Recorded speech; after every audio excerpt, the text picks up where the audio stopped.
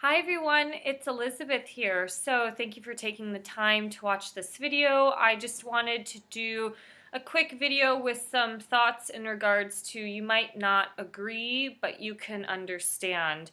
I think there is such a big disconnect in this modern world in terms of a lot of important subjects, from politics, religion, abortion, dating. Those are some really hot topic perspectives. But, I've been talking to a lot of people, friends, clients, things like that, and I've been helping them. They help me. It's a balancing act that we all tend to want the best for the people that are in our lives, and we hope that they get set up for a really great future in whatever they're searching for. Maybe it's a better career, or maybe they're trying to find a future husband or wife, things like that. So in regards to this topic, there are some, I guess, certain hot topics that people can understand. For one thing, for example, is there is a disconnect between men and women, especially in dating, and you do have different frames of thoughts and different perceptions, perspectives, and lenses on the world and certain things when you start to deal with liberal versus like conservative men. In each both, say like liberalism and conservatism, you have different breakdowns within it. You definitely have the more refined conservative man. Some of them are the more Christian ones, and then you have like a lot more the hardcore conservatives that you see in the South that are just like, the hunters, or kind of like the hard-lined evangelists, like Bible-thumping Christians, or just, then you have like neo-Nazis and things like that. And then you have liberals, which, a lot of like hippie people are liberals.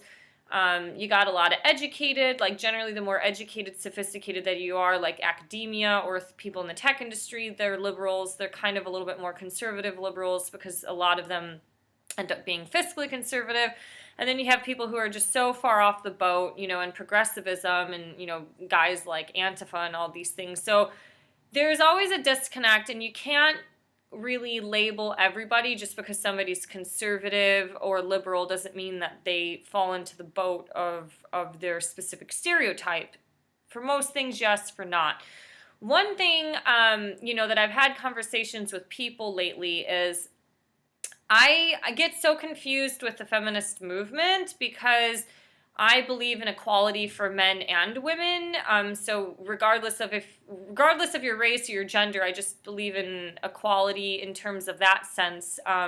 Modern society is definitely structured to where men and women are having some form of an equal share, because we're all working. We all have some form of independence and money. Obviously, if the woman is not always the homemaker anymore while the husband is out working, so in the sense, it's like there's shared responsibilities within the house. But the one thing is, like, a lot of people either are in the feminist movement or they're not. And the one thing, like, especially with conservative men, is that they might not agree with feminist movements, but they can definitely understand.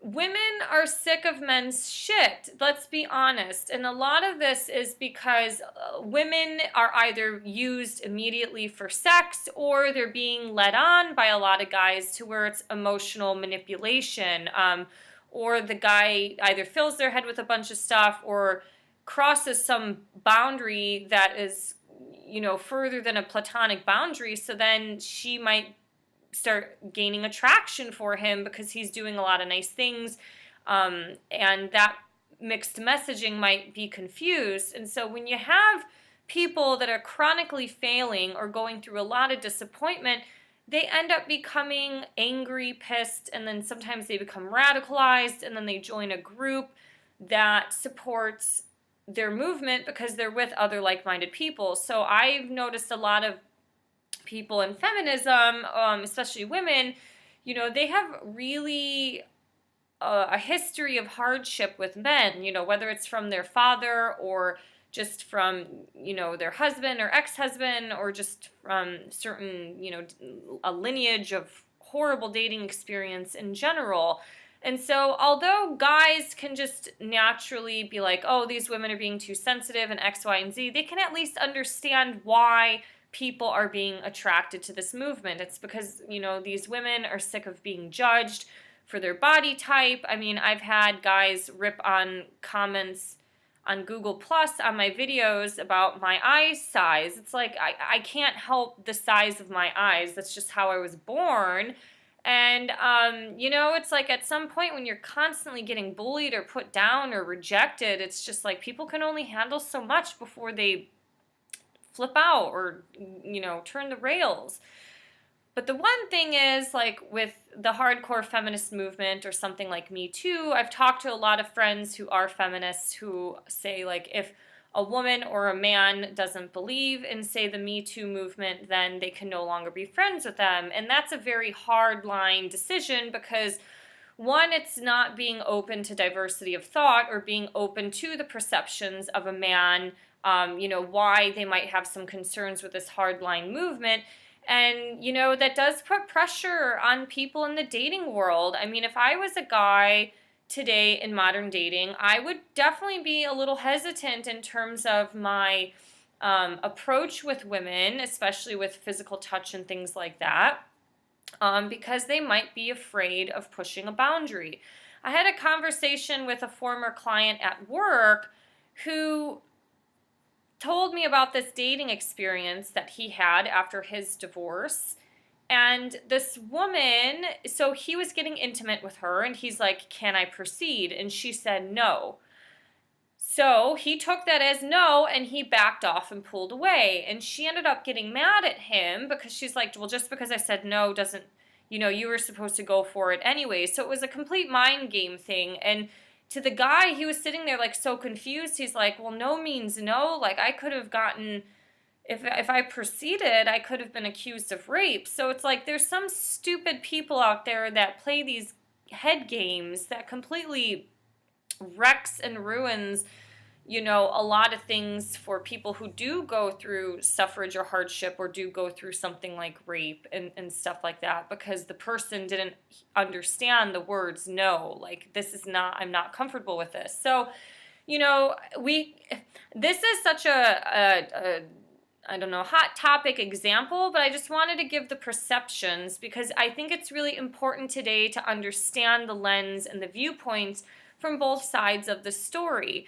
I don't think in all of human history, liberals and conservatives have never gotten along. If you read about Portugal's history, there was the liberalism wars and things like that. And a lot of World War II, you had kind of the Nazi movement versus a lot of the communists and the Bolsheviks. They didn't get along.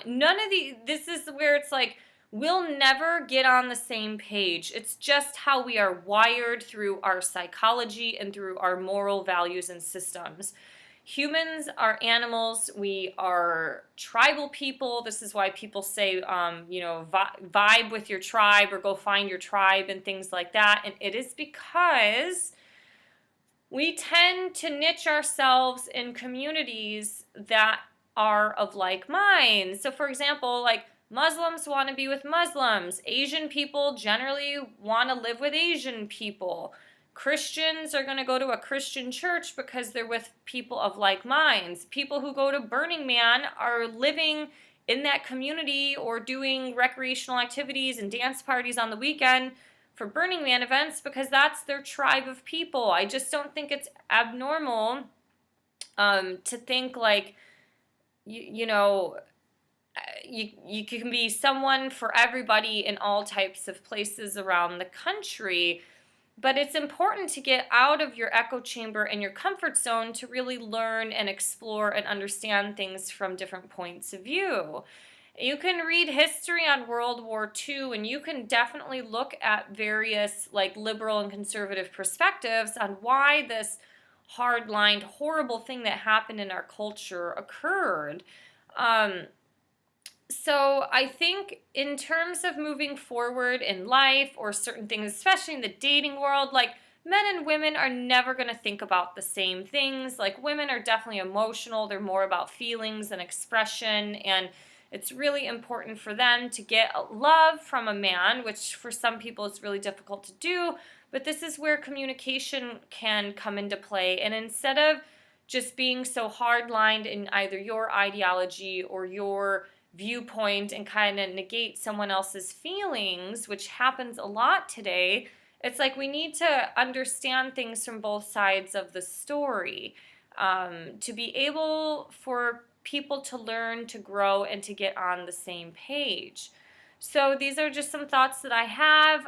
Although you might not agree with them, you can still understand. And that's the beauty and the blessings of diversity of thought. And that's why we need to maintain that, because the more we're sheltered and shut out to follow along with one thing or the mainstream point of view, we lose that diversity of thought, and then it allows people to corrupt a system to, gain power over people. So anyways, if you have any thoughts or comments on this, please note them below. If you can, please subscribe to this channel. You can also find me and support me on Patreon. Thank you for liking, sharing, subscribing, and talk to you guys soon. Bye.